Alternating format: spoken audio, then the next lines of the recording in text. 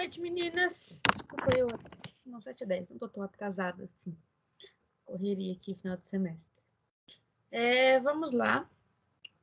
Mais uma aulinha hoje. Hoje a gente oficialmente acaba todo o nosso conteúdo, que a gente vai ver o último tipo de titulação, que é a titulação de oxirredução, que na minha humilde opinião é a menos importante para vocês.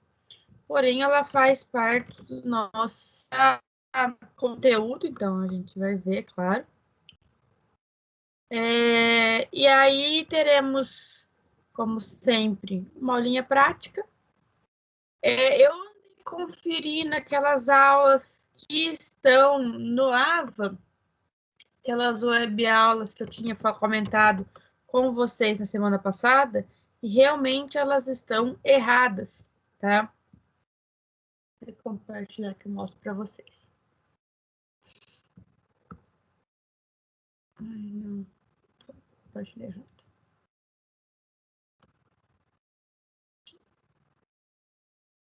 Então, ó, aula prática. Esses conteúdos web aqui tem nada a ver com a nossa matéria. Isso aqui vocês vão ver lá em análise instrumental, tá? E em geral aí, então não tem nada a ver com a nossa matéria. As práticas, o conteúdo web nosso subiu errado, né? Foi colocado lá na disciplina de bioquímica, que a gente já fez uma semana passada, e aí hoje a gente vai fazer a segunda também, coisa rápida. Ali a gente vai fazer a titulação do suco de laranja, tá?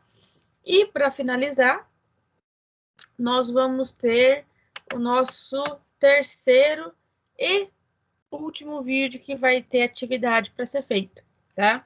O vídeo 4 eu vou deixar só para vocês assistirem, eu não vou pedir atividade, porque ele fala de eletroquímica. E eletroquímica a gente vê normalmente lá em análise instrumental, tá? A gente não vê aqui, que é lá que a gente vai falar dos eletrodos e tudo mais. Então, eu não acho necessário ficar cobrando isso. Vocês vão ver lá em análise instrumental tudo isso. Tá? Então, aí hoje, oficialmente, a gente acaba todo o nosso conteúdo. Na semana que vem, que é a semana antes da nossa prova, né? Eu vou entrar aqui só para corrigir a lista de exercício, discutir uma lista de exercícios com vocês e tirar as dúvidas, tá? Eu postei aqui na unidade 4, seção 2. Cadê que eu postei?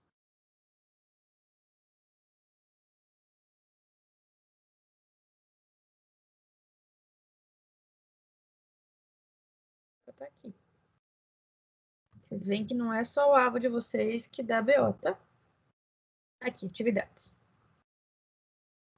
Eu postei para vocês tanto a atividade da prática de hoje, então aqui é com relação às duas práticas que a gente vai fazer, tanto a de conteúdo web quanto a do vídeo, que eu vou deixar vocês assistindo.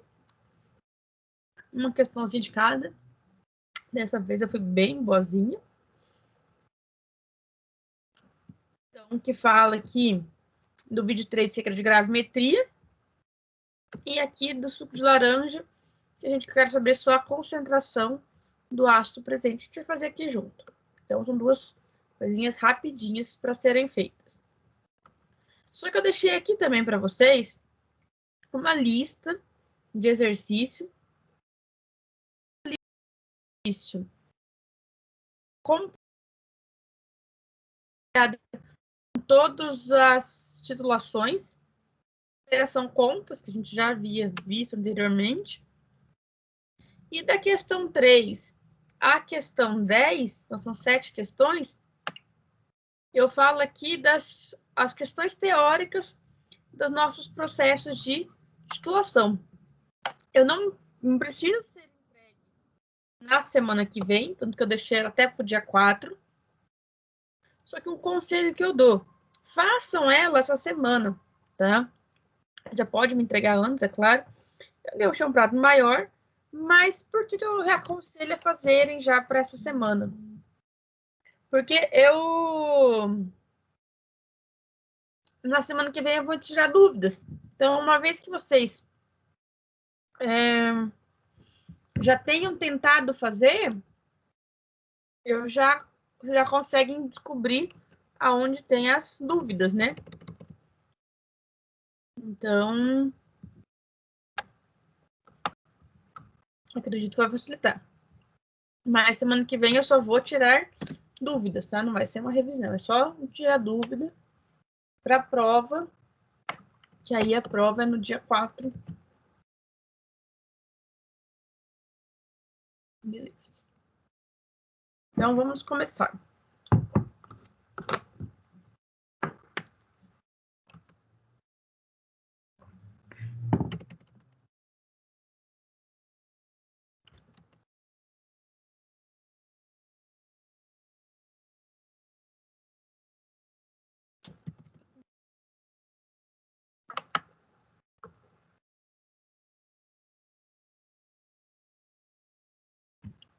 Então, vamos lá.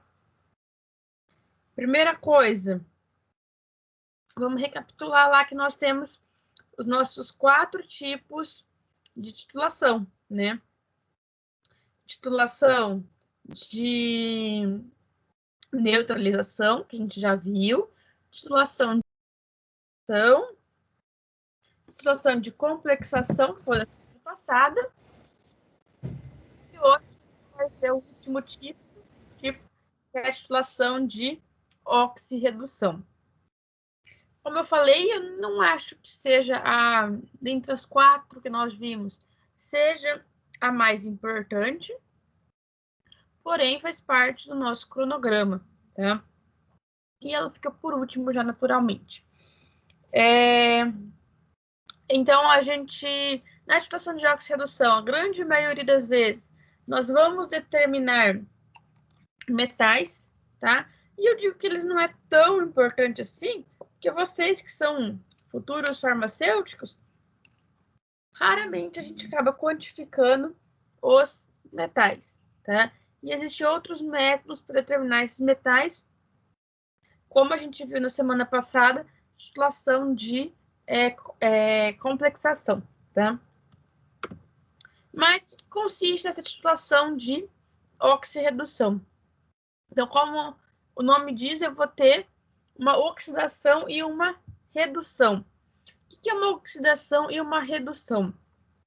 Essas duas reações, elas sempre vão ocorrer quando eu tenho transferência de elétrons de uma espécie para outra. Então, uma espécie oxidante é aqueles que vão doar elétrons, e as espécies redutoras, espécies oxidantes a que recebe elétrons, e as redutoras as que doam. Tem um macete muito comum que nós temos, principalmente em época de vestibular, que a gente costuma dizer que oxirredução é um porre. Concordo, é a parte mais chata que a gente tem, menos eu acho.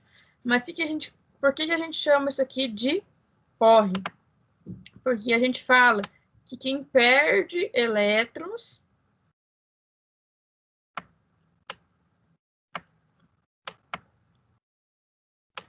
é quem oxida.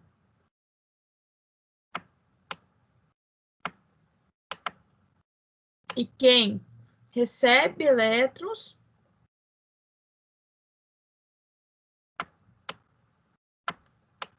é quem reduz.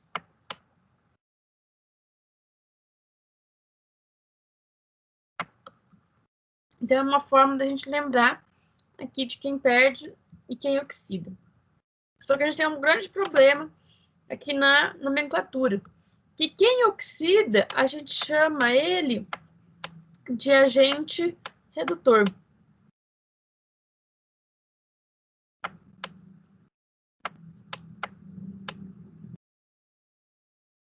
Então, é o inverso.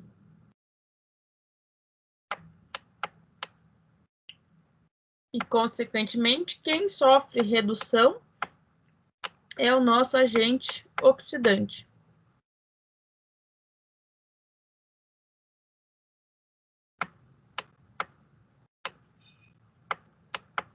Eu sempre vou ter, numa reação completa, um agente redutor e um agente oxidante, ou seja, quem que oxida e quem que reduz. Isso porque, como eu disse, é transferência de elétrons.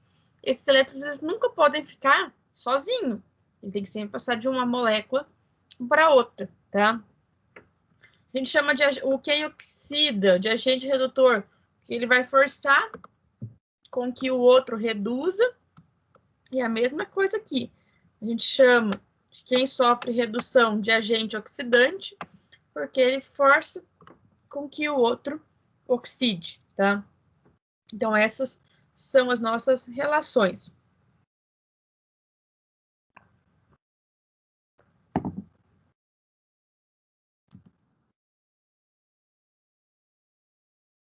Então, aqui eu tenho aqui as nossas reações de oxidante e de agente redutor.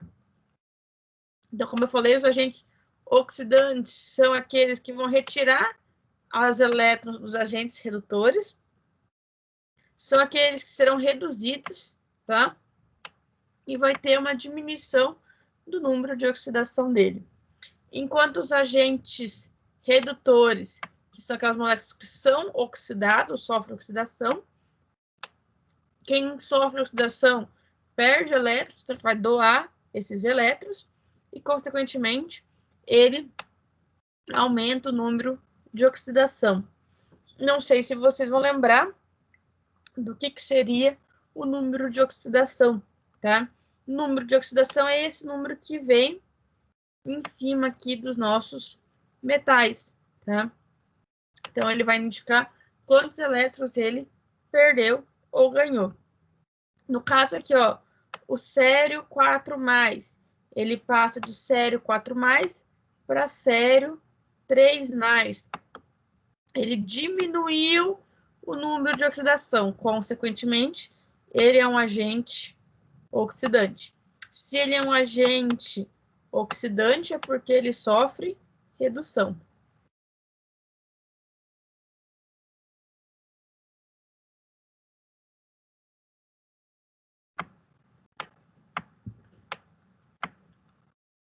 Enquanto ferro mais 2 passou para ferro mais 3, então ele aumentou o número de oxidação, agente redutor, consequentemente, ele é quem sofre oxidação.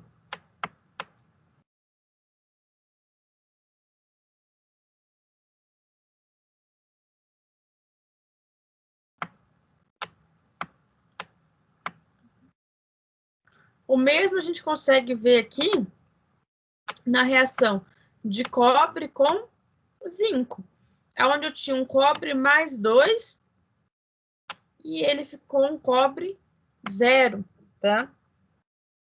Consequentemente, ele diminuiu o número de oxidação, era positivo, foi para 0, ele é um agente, então, oxidante.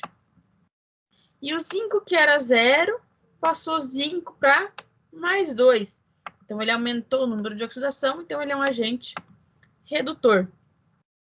Seguindo essa lógica, eu vou tirar os elétrons de quem estava aqui no agente redutor e vou passar os elétrons para os agentes oxidantes, tá? Então, essa é a sequência de transferência de elétrons que eu vou ter aqui.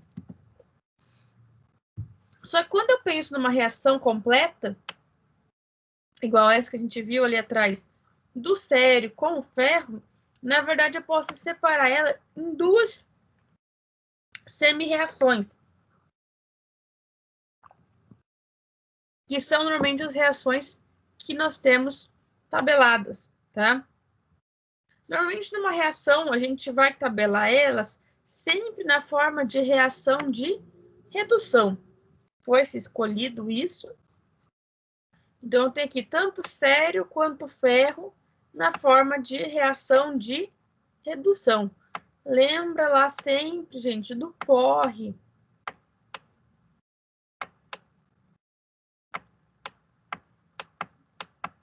Se ele está recebendo esse elétron, quem recebe elétrons, reduz.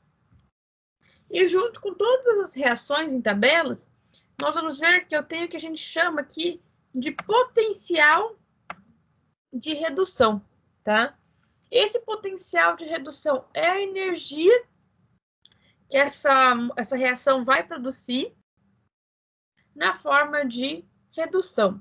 E é a partir desse valor de potencial de redução aqui que eu vou conseguir identificar qual das reações vão reduzir e qual dessas reações vão oxidar.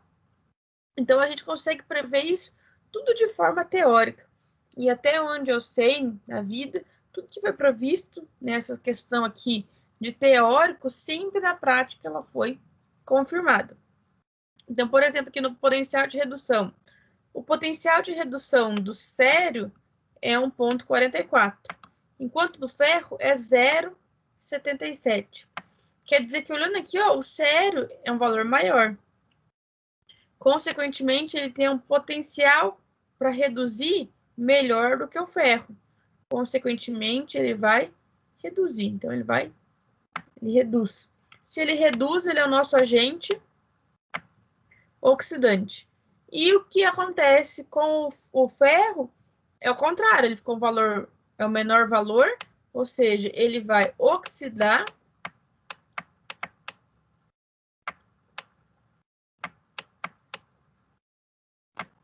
Se ele vai oxidar, ele é o nosso agente redutor. E aí sim que eu consigo organizar a nossa reação total. Então, o cério, como ele vai reduzir? Ele mantém a reação do mesmo lado. Já o ferro, como ele vai oxidar, eu inverto a reação. Então, ferro mais 2 veio na frente, o ferro mais 3 veio como produto. E eu lembro que eu falei que eu tenho uma transferência de elétrons, tá?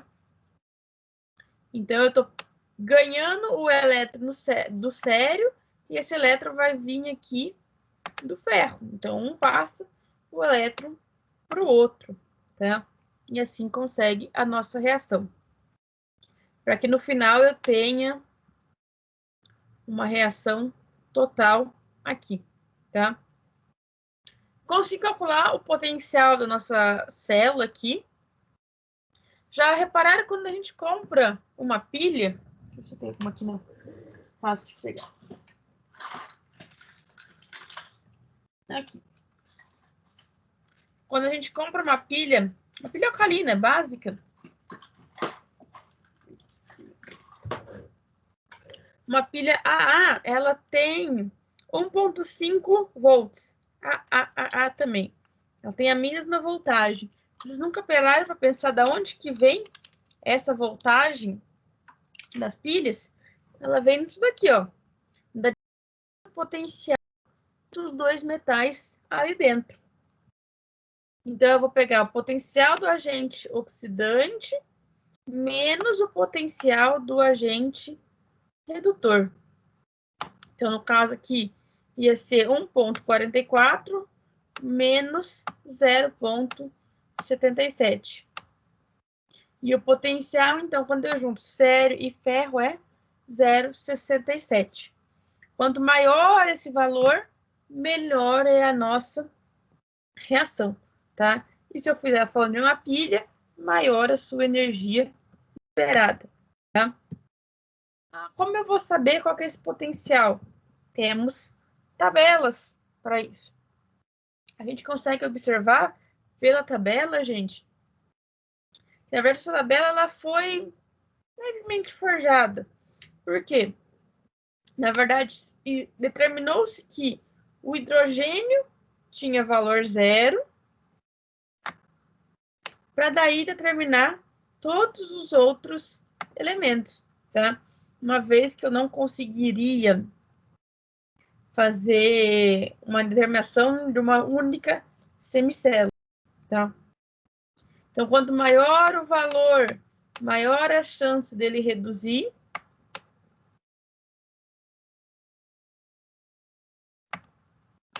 E quem reduz é o nosso agente oxidante.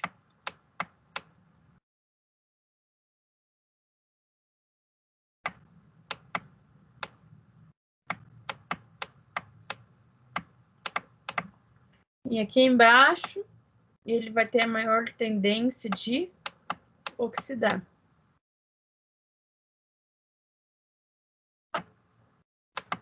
Se tem maior tendência em oxidar, ele vai ser nosso agente redutor.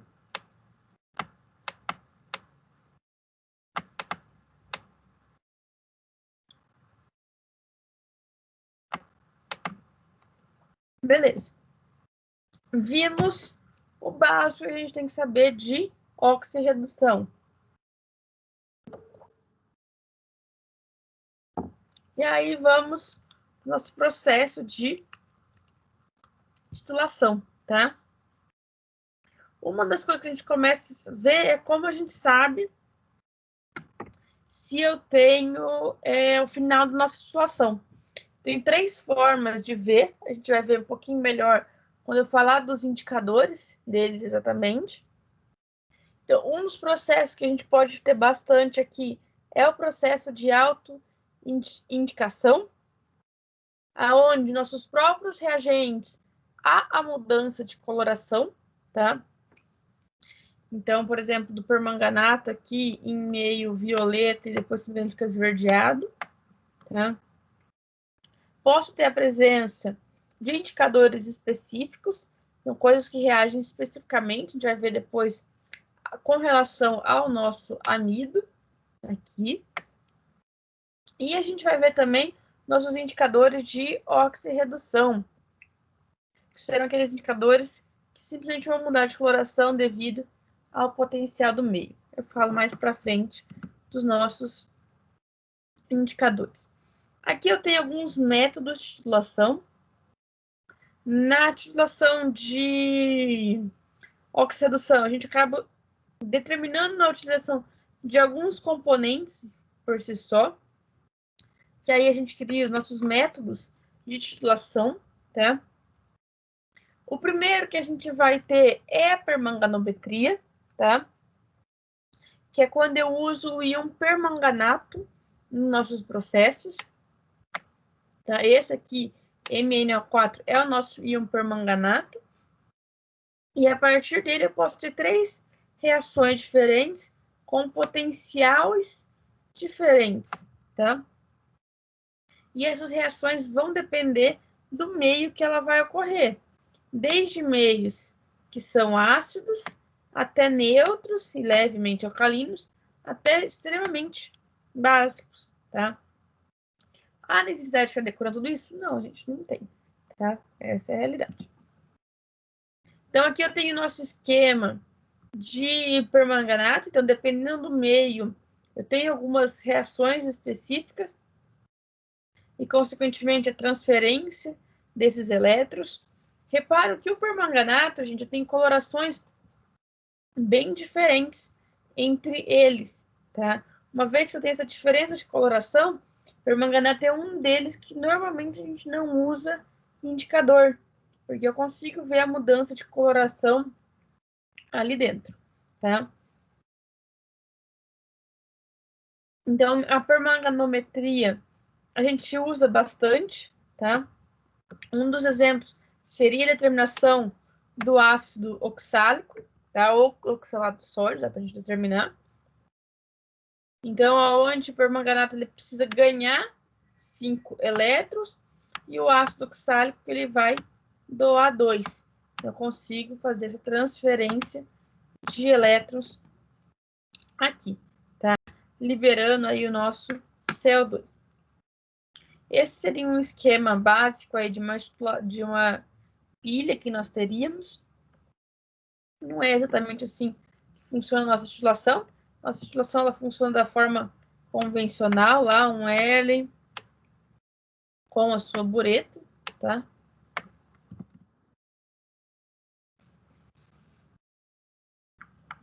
Muito cuidado na titulação de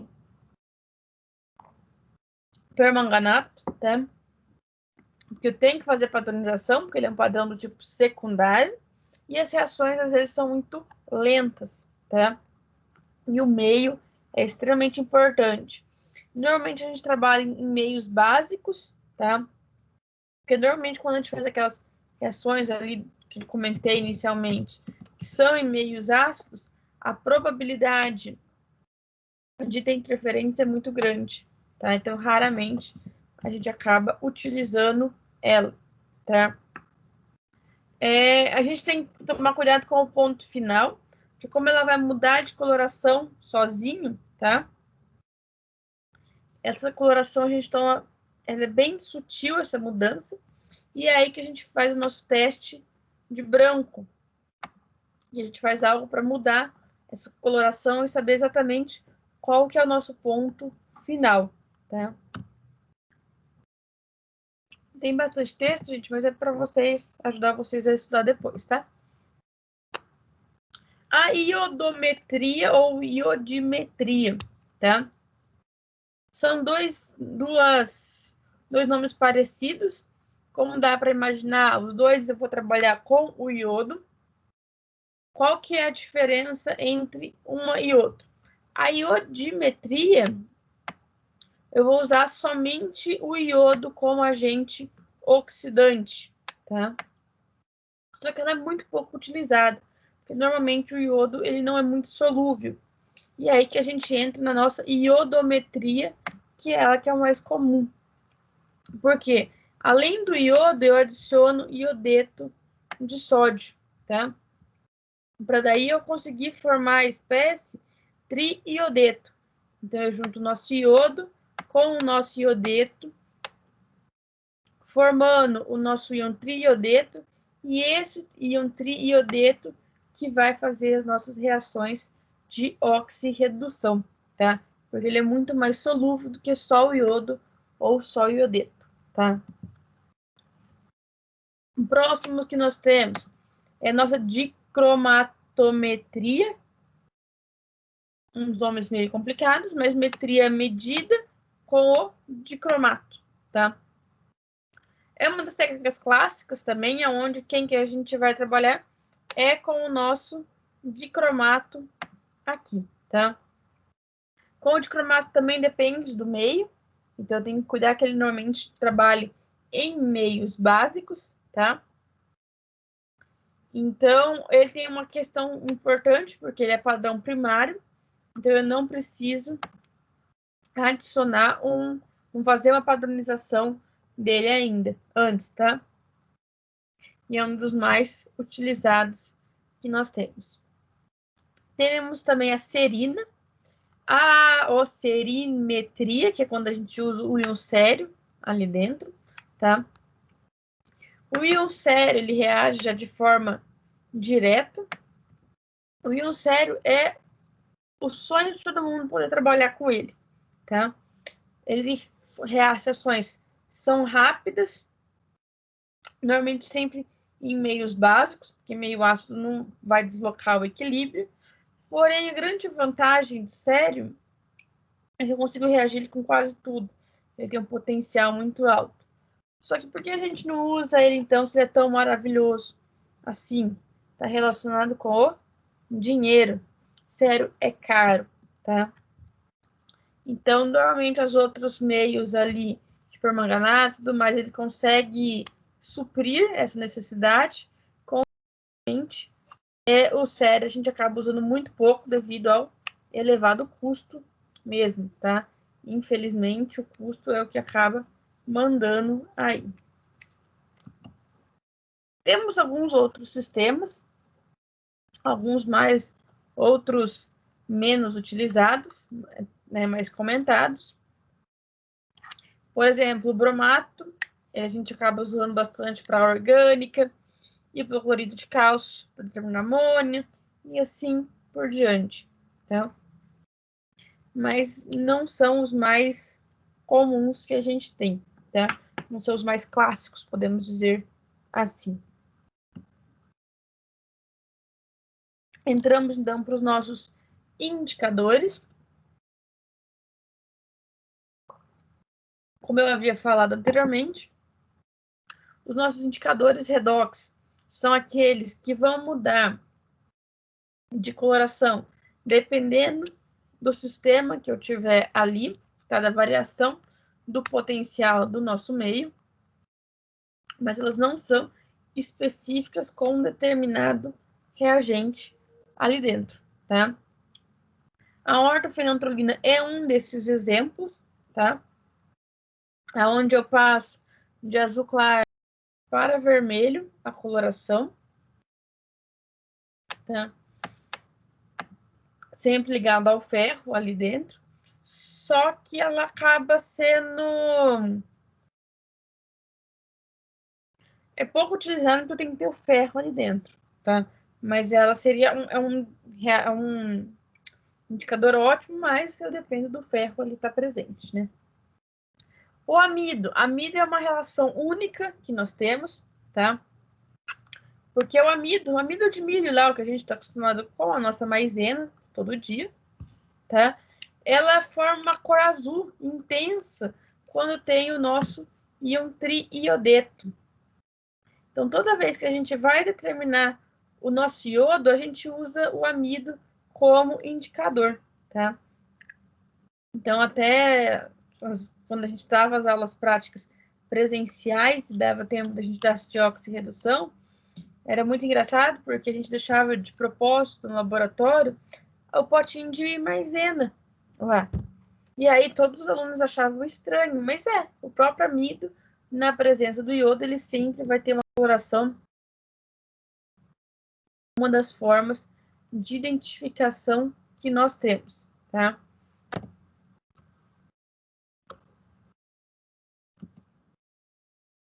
Temos alguns indicadores específicos, então mais comum é o amido, como eu já comentei, tá? Outro que também pode ser usado é o tiocianato de potássio, tá? Ou ele vai se ligar com o ferro, então formando um complexo vermelho até a diminuição dessa coloração, tá?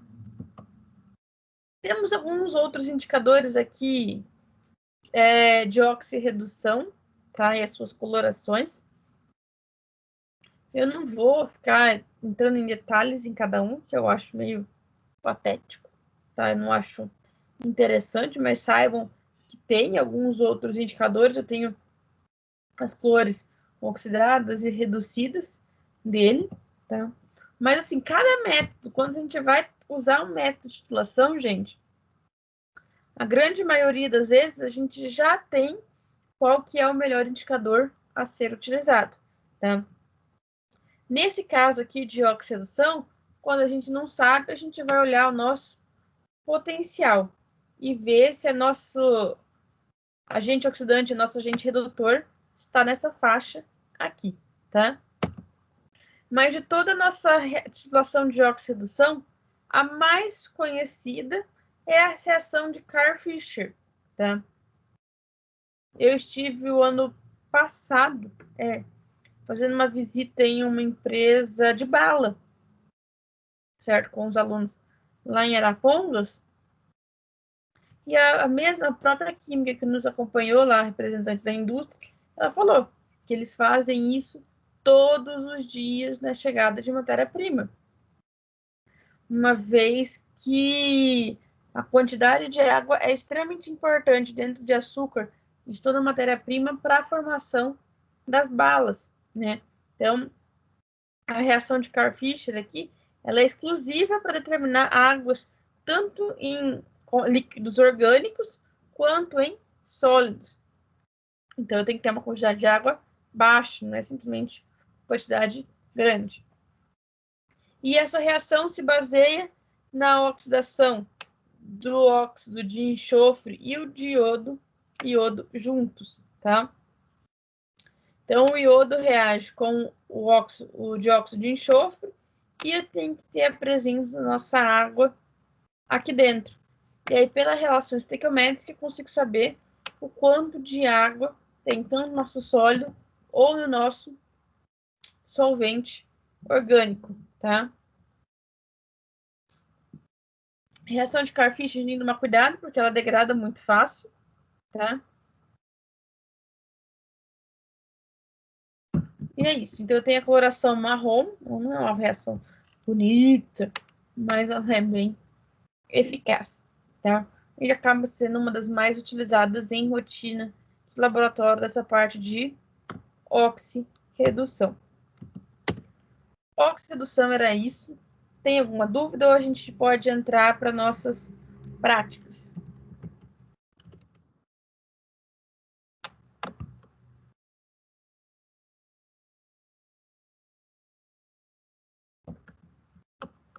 Vocês pensam, eu vou entrando aqui. Professor, eu peguei meio no meio do caminho, mas depois eu revejo aqui. Pode tocar o barco.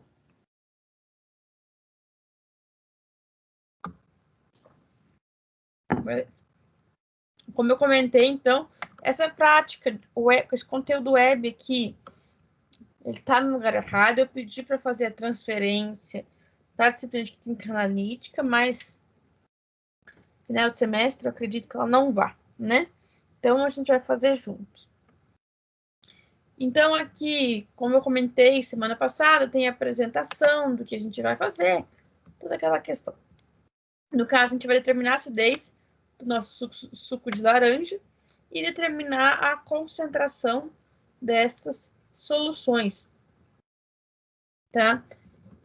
Vou usar os conceitos de titulação, que aqui a gente já viu bastante desses conceitos. Será uma titulação de neutralização, então uma das primeiras que a gente viu. Assim que o negócio abrir aqui, eu vou mostrar. Aí, tá?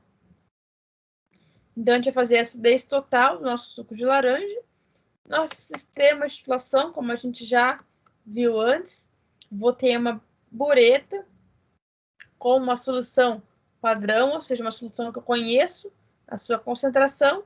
E aqui vai ficar a nossa amostra com o nosso indicador e vou adicionando até mudar a nossa coloração. E aí eu consigo calcular a concentração final. Tem um roteirinho ali, mas vamos direto para cá, que é o que importa, né?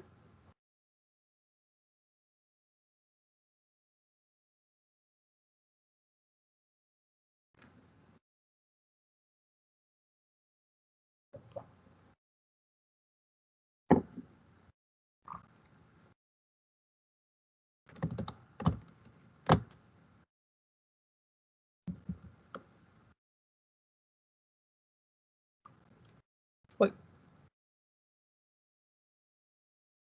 Não foi.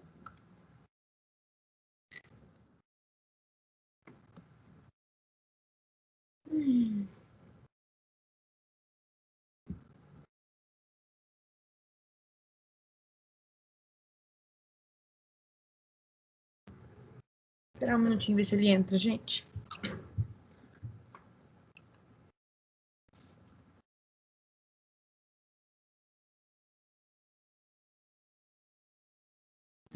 Abriu. Demorou, mas abre.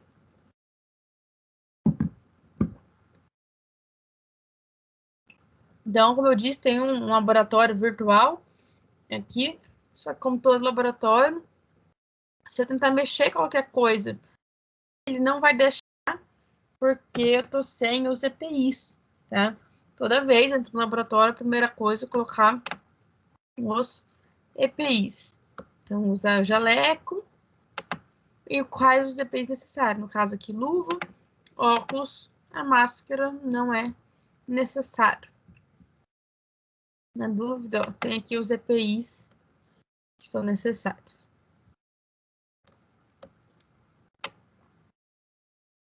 Então, vamos para nossa bancada. Nossa bancadinha daqui, primeiramente, eu vou pegar só as vidrarias que não estão aqui em cima.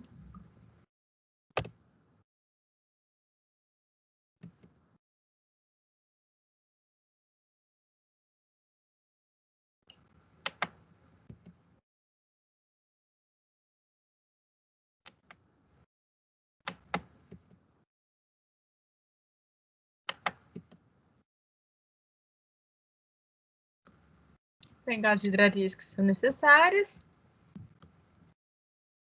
Pegar o indicador.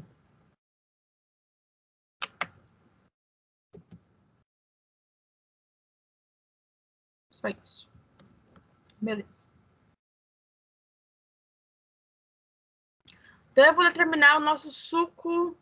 Faltou um Erlen. Faltou nosso suco, a quantidade de ácido no nosso suco de laranja. Então, a primeira coisa que eu vou fazer é pegar o nosso suco de laranja e colocar no nosso Erlen.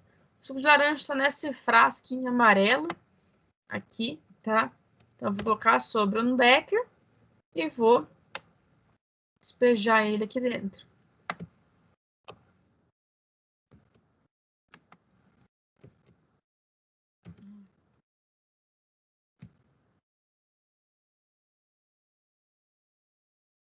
A gente vê aqui no lateral colocando o suco.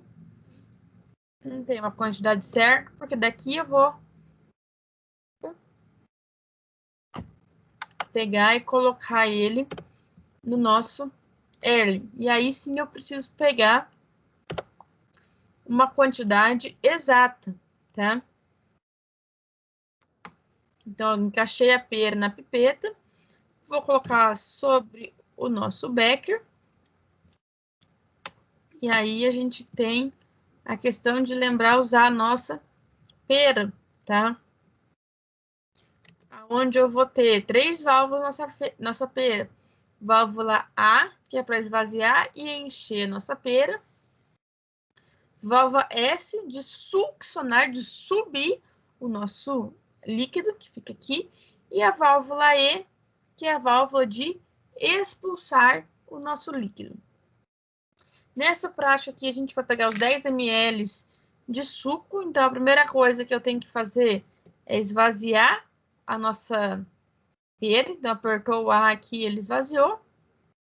E agora eu vou subir com o nosso suco. Então, eu aperto a válvula S aí e a gente vai ver, ó, o suco subindo.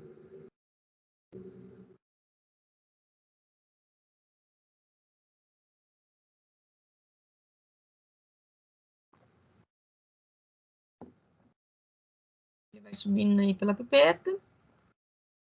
Essa é uma pipeta volumétrica, então ela tem um volume único. Consequentemente, ela é muito mais precisa. Uma pipeta de 10 ml. Todas as hidratações que são volumétricas são sempre muito mais precisas, devido à formação dela, onde eu tenho uma única marcação de volume. Então, atingiu o menisco certinho.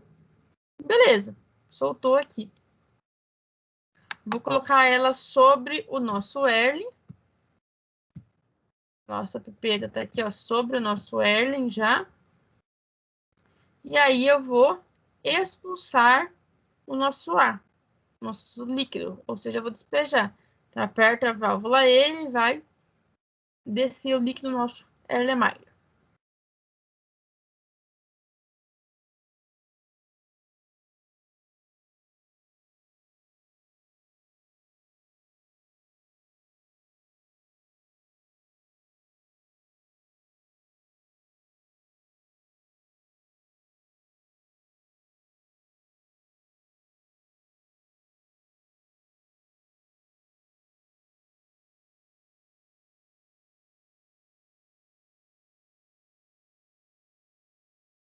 Fiz até a última gota aqui.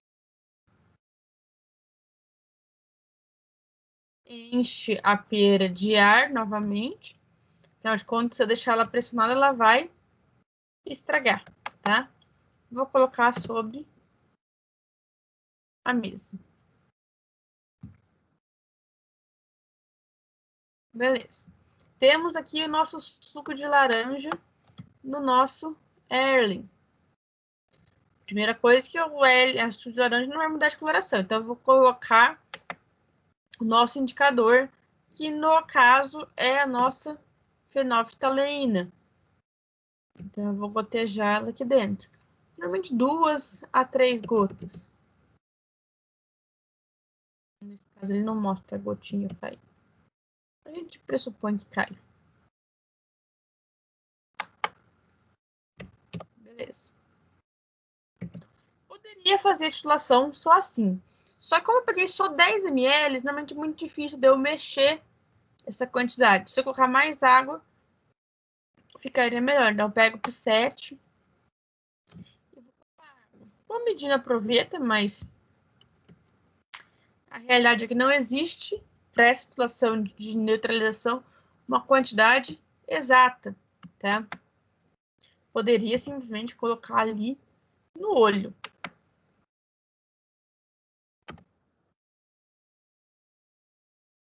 Mas já que o programa nos permite, vamos colocar a medidinha na proveta.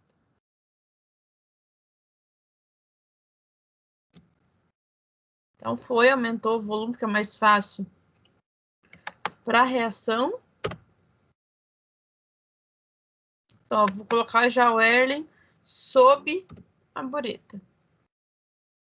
Beleza, a parte de baixo está feita. Falta encher a nossa bureta, que nesse caso a gente vai usar a solução de NaOH. Já está preparada aqui, ó. Vou colocar num becker.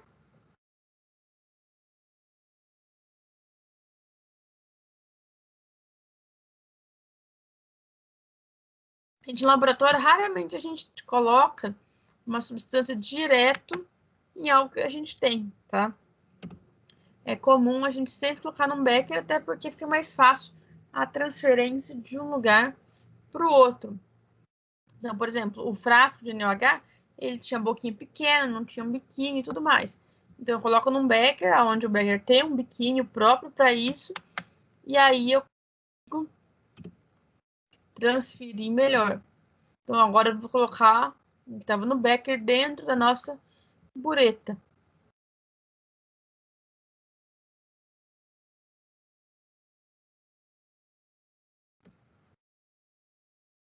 Então, a gente vê... Ela tá certinho, nossa bureta, aqui. Aqui é sempre fácil de fazer, né? Lá no laboratório dá mais trabalho para acertar sempre o menisco, mas ela tá sempre lá no zerinho. Então, aí sim eu posso começar a fazer a nossa titulação. Nossa titulação eu começo abrindo a nossa válvula aqui embaixo.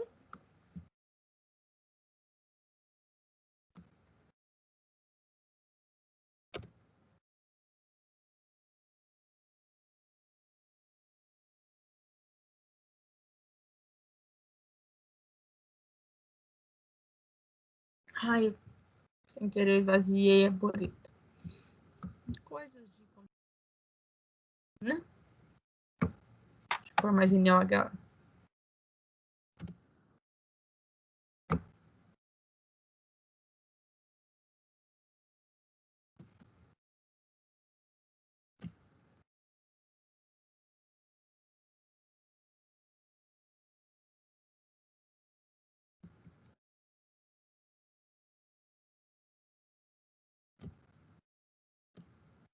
Acabou aqui, eu preciso de mais para encher.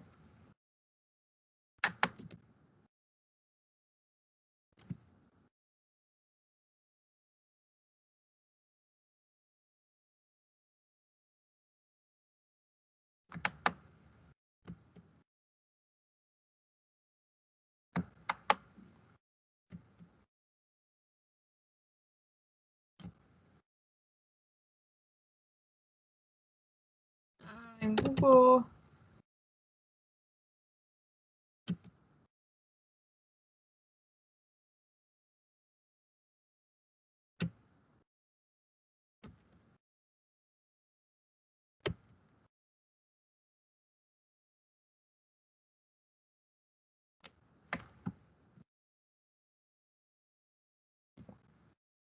Volta.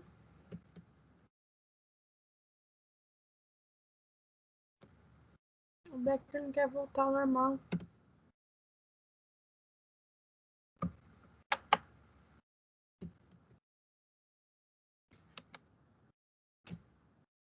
Puxa. E bugado, mas dá certo.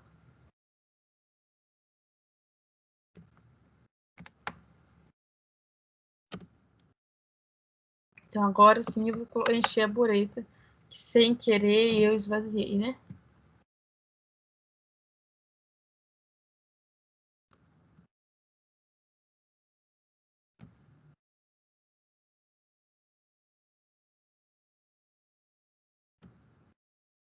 conferir se a nossa boleta tá cheia, tá cheia. Beleza.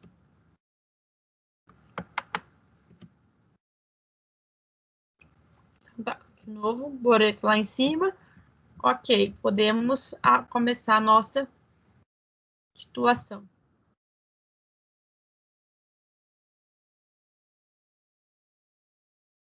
Eu vou abrir a válvula. Sempre que eu for adicionando, sempre chacoalhando aqui.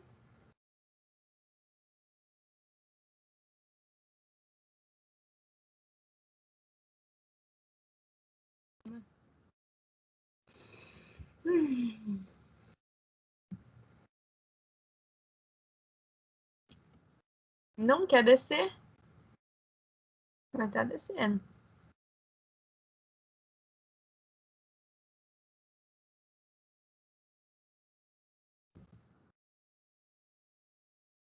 Gente, eu vou ter que fechar e abrir de novo. Esse negócio não tá funcionando direito.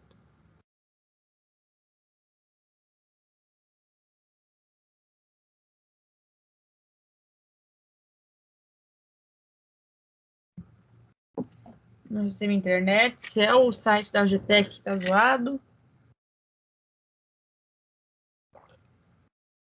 Vamos continuar tentando mais uma vez.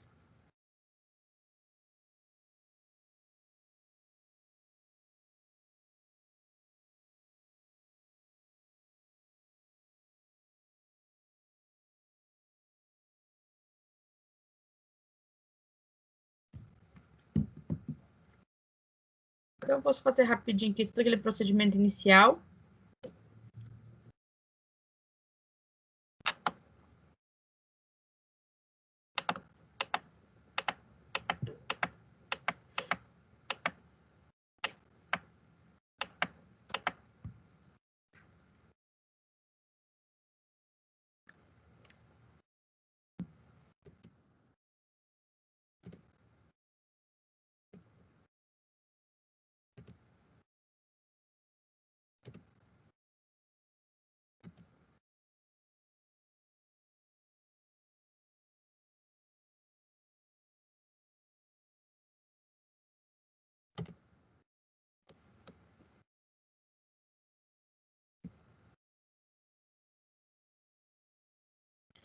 Então, tudo isso que a gente já tinha visto. Acho que eu tô passando rapidinho para ver se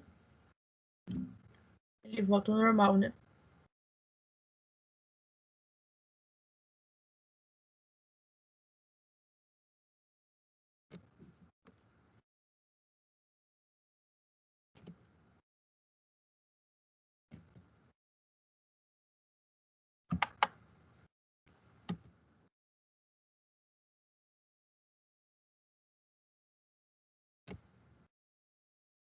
Tirou o ar. Succionou.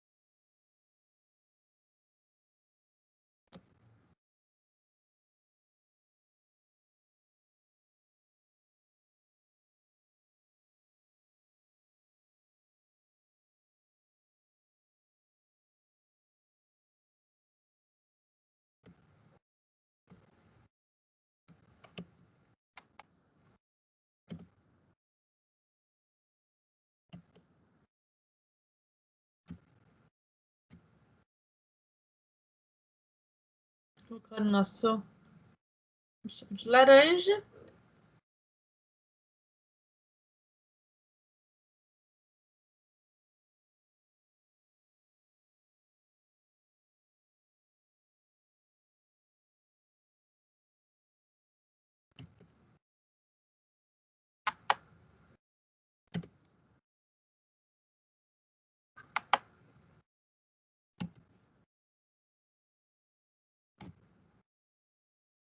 Nossa água.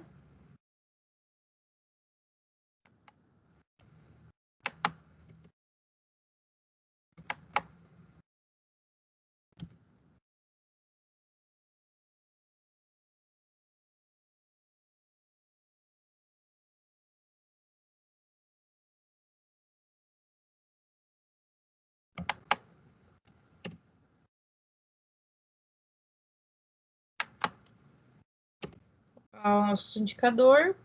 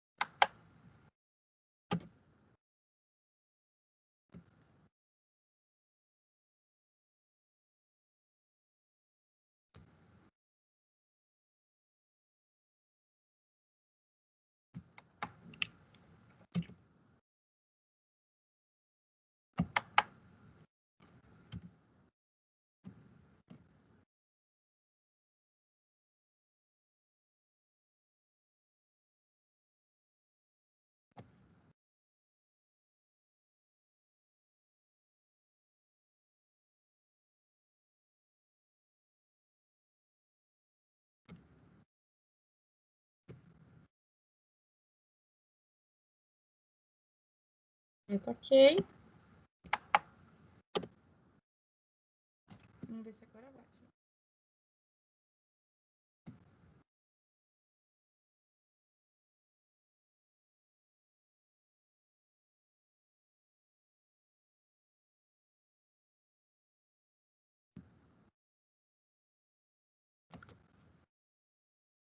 Vamos abrir a válvula. Vai começar a pingar. Aí, agora sim, tá descendo a graduação aqui da boreta. Alguns problemas na internet. Então, toda vez que a gente faz isso aqui, eu tenho que ficar sempre de olho para fechar essa torneirinha no exato momento que eu começo a ver a mudança de coloração. No caso aqui, eu vou apertar o R, né? Estou até com o dedo em cima para a gente ter certeza do momento exato.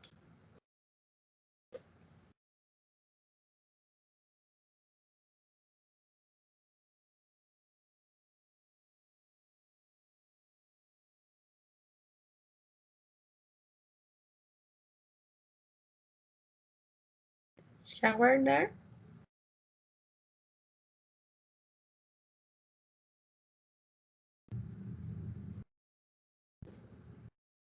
Uma coisa que é muito errada a gente fazer, e a gente costuma fazer em laboratório, principalmente os alunos, é abrir demais essa torneirinha. A gente vê que isso está pingando lentamente, que daí eu consigo fechar a torneirinha exatamente no momento que eu tenho a mudança de coloração. Se eu abrir de repente a torneirinha, ela vai descer todo o nosso titulante. Consequentemente, eu não vou conseguir ver essa mudança exata na coloração, tá? Por isso, normalmente ela demora um pouquinho.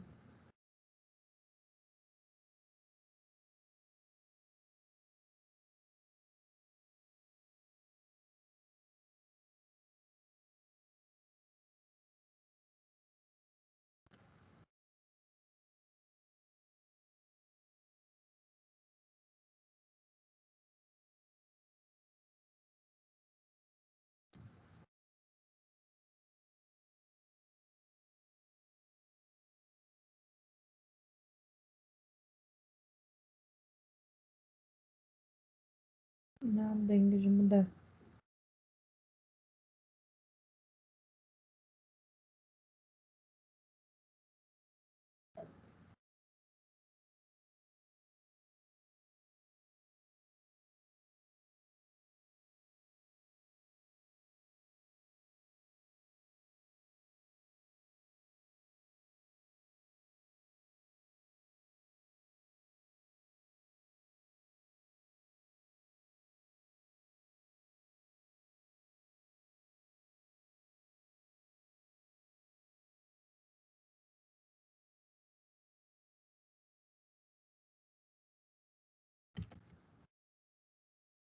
Vira a mudança de coloração foi rapidinha ali.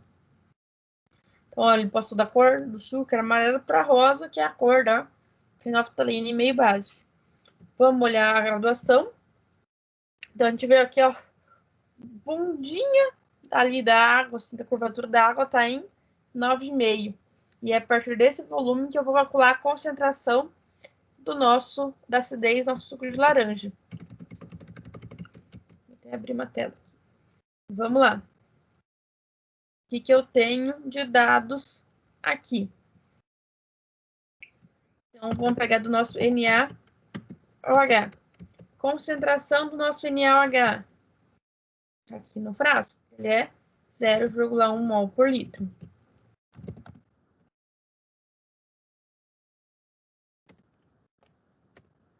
Quando que eu usei desse NaOH? O NaOH é quem estava na bureta. Então, se eu olhar aqui de novo a sua graduação, eu gastei 9,5 ml. Tem o nosso suco de laranja. Onde eu não sei qual que é essa concentração, que é a nossa pergunta, mas eu sei o volume, que a gente pegou só 10 ml desse suco. Temos os nossos dados. Lembra da nossa formulinha de cálculo de titulação. C1 é igual a C2 B2. Solução 1 e solução 2. Vou falando em NaOH1, suco de laranja é o 2, mas tanto faz. Então, eu vou ter lá concentração do nosso NaOH 0,1 vezes o volume 9,5 ml. Isso tudo vai ser igual a concentração que eu não sei, vezes o volume, que são 10 ml. 0,1 vezes 9,5 dá 0,95 igual a 10 vezes C. Vou passar os 10 dividindo, então concentração é 0,95 dividido por 10. Consequentemente, a concentração do nosso suco é 0,095 mols por litro. Então, essa é a quantidade de ácidos que eu tenho no nosso suco de laranja, nesse hipotético aqui.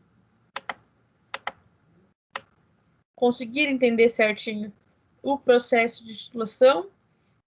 Tudo que a gente viu na teoria, eu acredito que essa prática ela finaliza bem tudo isso.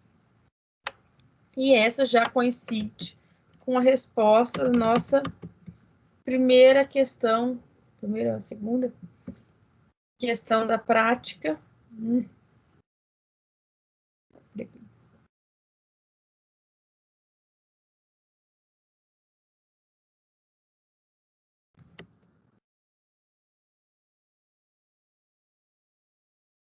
A segunda, a prática realizada ao vivo, utilizando a plataforma OGTEC com relação à atilação do suco de laranja, com a concentração dos ácidos presentes no suco. Eu já tenho aqui a nossa resposta. Falta a questão 1, que é com relação ao vídeo da aula 3, tá? Então, agora eu vou, se vocês não tiverem dúvida, claro, eu vou liberar vocês para assistir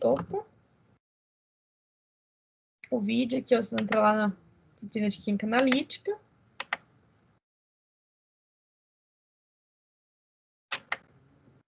Aula prática e vai assistir o vídeo 3. Para daí conseguir responder a questão. O vídeo da aula 3 é sobre gravimetria. Então, a gente já viu também o assunto. Não tem nada de novo. A gente fez bastante exercícios até sobre gravimetria. E já dá para fazer. Lembrando, como são duas questões, vamos fazer rapidinho. Tentem já começar a fazer essa lista de exercício, tá? Uma vez que tem bastante dos nossos conteúdo teórico aqui. Nas questões práticas que a gente via anteriormente, eu ia passando mais lista de exercícios no decorrer do conteúdo. Como a parte teórica tem menos exercícios, né? E eu acho que a parte até um pouco mais fácil, eu deixo só essa lista no final aqui para que vocês façam e vejam as dificuldades. Combinado? Lembrando que não precisa entregar semana que vem, mas eu aconselho vocês a fazerem e para a gente tirar as dúvidas. Semana que vem, então, a gente já acabou todo o nosso conteúdo, tanto conteúdo teórico quanto conteúdo prático, tá? Querendo ou não, essas aulas online acaba rendendo um pouco mais. E aí eu fico aberto semana que vem a todos os tipos de dúvida e questionamento que vocês tiverem, para que daí dia 4 a gente vai fazer nossa prova, beleza? Lembrando que não vai ser uma revisão, vai ser um tira dúvidas, que sábado, sexta que vem. Se não tiver dúvida, não tem aula. Tá bom? Mais alguma questão? Senão a gente já finaliza aqui. Assim vocês aproveitam o restante da aula para acessar o vídeo lá no AVA e fazer a aula prática 3. Tudo certo, professora. Muito obrigado. Tá. Bom final de semana. Tudo de Obrigado. bom. Você também. Tchau, tchau. Obrigada. Tchau, tchau.